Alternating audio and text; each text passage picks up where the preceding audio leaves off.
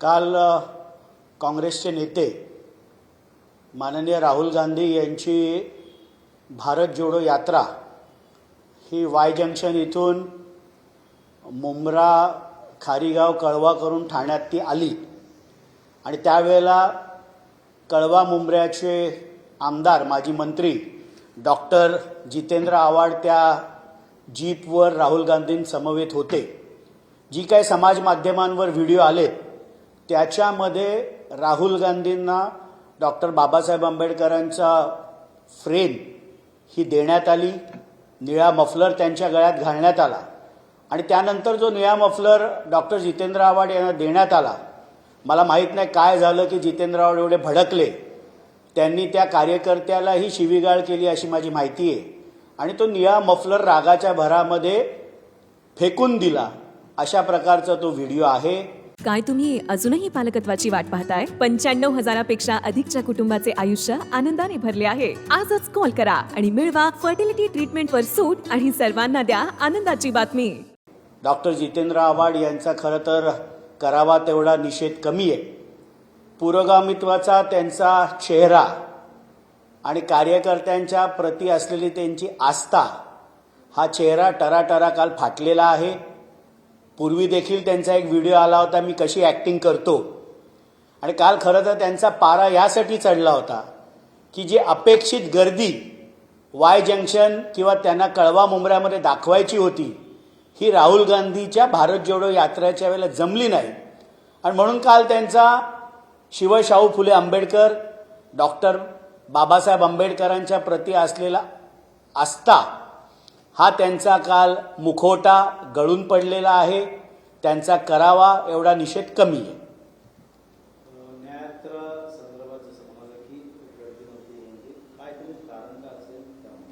मला माहित नाही, डॉक्टर जितेंद्र आव्हाडांना मी मागेही म्हणालो की त्यांच्या मतदारसंघातली लोकही फार सिरियसली घेत नाहीत आणि त्यामुळे सकाळी 10:15 ज्या वेळेला काँग्रेसचे नेते राहुल गांधी वाय जंक्शन इथे पोहोचले, आपण जर सगळे व्हिडिओज बघितलात तर पोलिसांचीच संख्या जास्त आहे आणि म्हणून एखाद्या वेळेस त्यांचा पारा चढला असेल आणि तो राग त्यांनी स्वतःला परमपूज्य बोधिसत्व डॉक्टर बाबासाहेब आंबेडकरांच्या विचारांचे वारसदार जे स्वतःला समजतात आणि तो निळा मफलर देखील ज्यावेळेला त्यांना तो देण्यात आला तो देखील त्यांनी भिरकावला।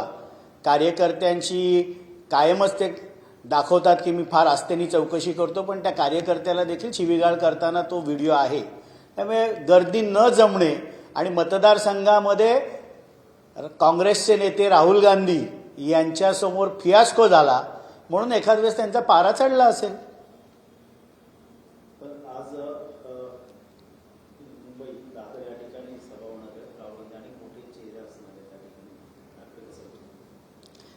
शेवटी काँग्रेस पक्षाचा तो अधिकार आहे। त्यांचे नेते राहुल गांधी यांनी मणिपूर टू मुंबई भारत जोडो यात्रा काढलेली आहे। महाराष्ट्रामध्ये नंदुरबारपासून नाशिक करत, मोखाडा करत, पालघर करत ही आज मुंबईला पोचलेली आहे काल। त्यामुळे त्यांची जाहीर सभा त्यांनी घ्यावी, पण त्याचा फार काही इम्पॅक्ट महाराष्ट्रातील लोकसभेच्या निवडणुकींना होईल असं मला अजिबात वाटत नाही।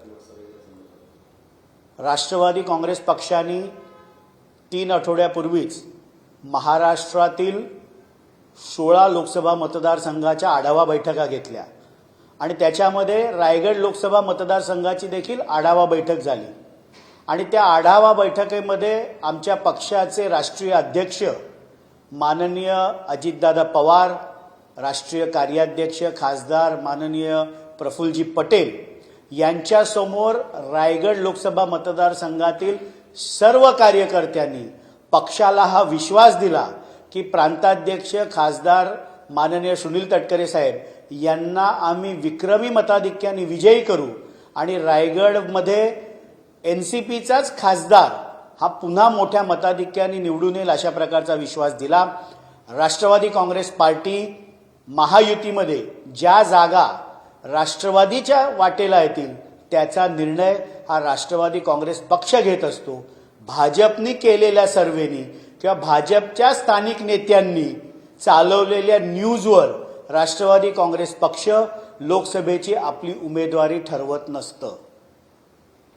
सर, शिवकरांचं म्हणणं आहे की पेंडिंग झाली ती अजितदादांनी. मला फार अजिबात त्यांना महत्त्व द्यायचं नाही. विजय शिवतरे हा विषय राष्ट्रवादी काँग्रेस पक्षासाठी संपलेला आहे. ज्या दिवशी आम्ही सांगितलं की शिवसेनेचे मुख्य नेते, राज्याचे मुख्यमंत्री माननीय एकनाथरावजी शिंदेसाहेब यांची जबाबदारी आहे त्यांच्या नेत्यांना योग्य समज देणं, त्यावेळेला राष्ट्रवादीने विजय शिवतरे या नावावर पडदा टाकलेला आहे. तर काही सर्वे समोर आलेले आहेत. देशात नंतर 380च्या वर, तर महाविकास आघाडी 100 आणि अपक्ष बहुतांश 150च्या वर. तर महाराष्ट्रात महायुती 28 तर 20 महाविकास आघाडी आहे. कसं बघतो?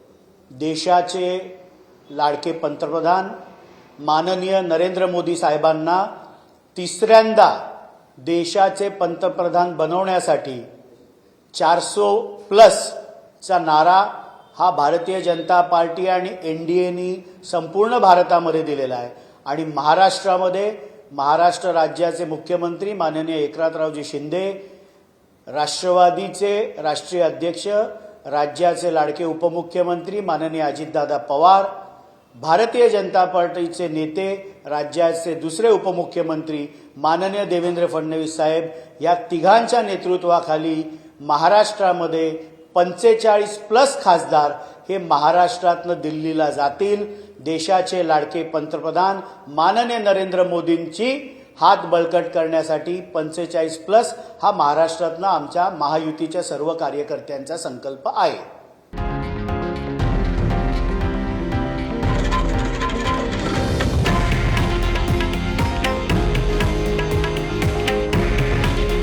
हे आहे देशातील नंबर 1 न्यूज नेटवर्क आणि आपण पाहत आहात TV9 मराठी. काळजी तुमची, हित महाराष्ट्राचं.